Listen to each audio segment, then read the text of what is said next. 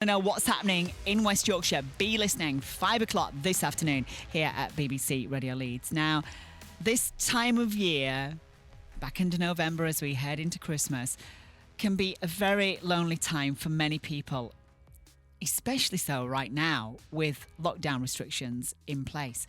But my next guest today on the show is aiming to combat this issue in a rather unique way. Roy Moed is behind the company LifeBook, which encourages people to write their own autobiographies. Roy's with us. Afternoon, Roy. Welcome to the show. Good afternoon. Nice to meet you. Likewise. So tell us all about, we know what Facebook is, of course, but and people document their lives on there. But this is something quite different, but also kind of similar as well in some respects, isn't it? Tell us about LifeBook. Well, I think you've hit it on the head, because Facebook is very much for a generation, but pre-Facebook generation doesn't have the communication that we enjoy through social media. So I started LifeBook some 8-10 years ago for my father, and he was blind and towards the end of his life, and he was very lonely. And I just found that every time I started to talk to him, he'd tell me a story and I'd say, "Oh, Dad, I've heard that before," and shut him down. And I left him actually lonelier than I'd found him. And so I thought I have to find a way to give him a project, something to enjoy, something to get him out of himself as such and enjoy. And that's when I started LifeBook. And I got my secretary originally to pop in and see him and record his stories. And because it was her who was asking him and not me, she would say, "Well, what happened next? And how did you feel about it?" And he didn't really think he had a story to tell, but what he found, he had a lovely phrase, he was remembering things he didn't know he had forgotten. So my passion now is to be able to do this for thousands of people around the world. And that's why I created the company LifeBook UK some, as I say, 8 years ago. I do this occasionally if I'm sat in traffic or, you know, maybe in a train station somewhere, and I'll be looking around, but especially when we could all be together, but you know, I look around and I see someone, I go, "What is your story?" Because every single person has a story to tell, a lifetime of stories, don't we? It's unbelievable. And there's a lovely African saying that when an elder person passes on, a whole library burns down.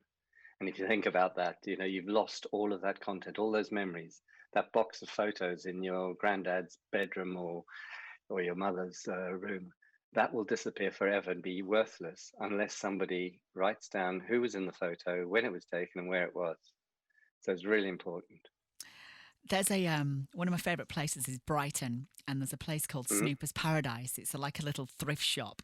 And lots of they get lots of stuff from house clearances, and there's a little area of that shop in Brighton. It's down the lanes if you're ever down there, and there's a whole area where you can buy old photographs, and these are from house clearances, and I find it quite upsetting in some respects. The story? Yeah, what's the story of these photographs? And these are from the start of photography, really. People using box brownie cameras way back, and I can sit there and just look at photographs and go, well, this was a special occasion, because people only took photographs back then for special occasions. What was that special occasion? Who are these people in the photograph? What is the story? Why is it not being documented? It's heartbreaking. But that's why they're so priceless. And we have these books. We've done nearly 1,000 of these around the world, literally all over the world. And what's so priceless is what is in that story. And when you open up a book and you see Granddad in a onesie swimming costume on the beach in Brighton, you know, no kids today would understand what was going on then. They don't even understand fax machines or, you know, pre-telephone. So a onesie swimming costume for a male. Well, interestingly, I found some photographs of my grandparents, and my grandma is in a onesie bikini, and my granddad is in a full suit, and this is summertime in Blackpool in the 1940s or 50s. And I'm thinking, Granddad, you must have been roasting in a full suit, but men did that, didn't they, back then? They did, and I think kids of today haven't a clue. We've moved so fast in technology, and that is why people are feeling lonely.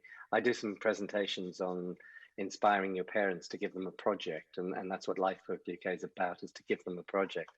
And in one of them, I talk about how this woman, so a couple of years ago, it was in the Times, actually took her own life at the age of 89, went to Dignitas in Switzerland and did it sort of the right way and such.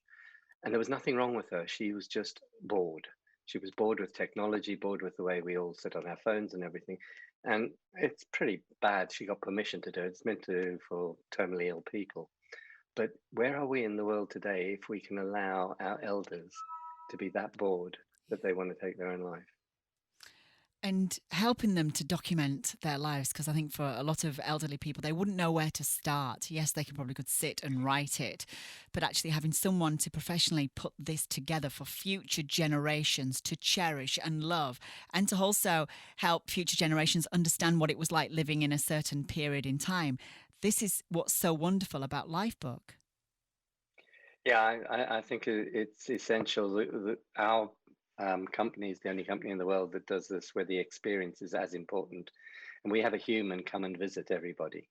They sit with them and they chat to them. And over a period of 3 or 4 months, they're recording those stories. And then we have a separate writer write them. But that companionship often lasts after the interviews are all gone. The two individuals, the author, as we call them, and our interviewer, remain friends for a long time, because it's such a they've given it up to a complete stranger in a way that they don't even talk to their kids.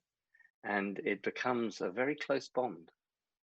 Because you will be speaking to people from previous generations who probably didn't speak about their emotions or things that had happened within the family. Things were very different in previous generations, where they just got kind of brushed under the carpet. We don't talk about those things. But actually, when you're speaking to someone and you're telling your story, it's important to document those stories, isn't it?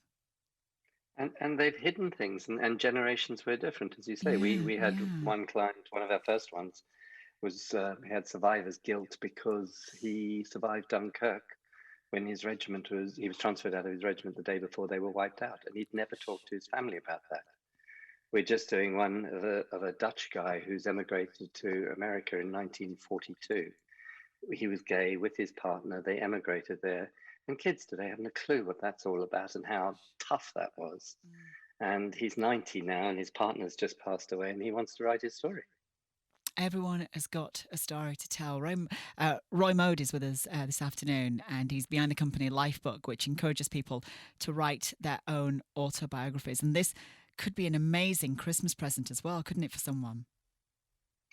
Yeah, believe it or not, with COVID, I mean, many businesses are suffering. Everybody's suffering, and we all are, and all our staff are remote working. But we've managed to onboard a lot of our customers to do Zoom interviews. We send them a tablet, which has already got a SIM card in. And we've got one of our staff who teaches a 95-year-old how to use Zoom. And we Wow. interview them. And then after that, they talk to their family for the first time they see their family. But normally it's face to face. And as soon as COVID gives us a break that we all deserve, Yeah. we go back to face interviews. Roy, if people want to find out more and they're touched by what you're saying this afternoon, how do people get in touch and find out more about LifeBook? It's very simple, thanks, Stephanie. It's lifebookuk.com, and that's our website. And we've got phone numbers on there, and it's very simple to contact us. And one of our lovely people will help you through it. It's the perfect winter project, I guess, isn't it? Fantastic. It really is amazing what it's doing to people's lives, and having someone to talk to Roy when we're all Moed. so busy. Yeah, of course. Yeah, of course. Roy Moed is behind the company LifeBook. He's the CEO. Thank you so much, Roy. It's been wonderful to speak to you this afternoon, and My hopefully pleasure. it's given someone a great idea to maybe get this for a loved one, or maybe start to document their life as well. Yeah, do it now. Bless you, Roy. Take care. Have a good day. You too. Thanks. See you Bye. later. Bye bye.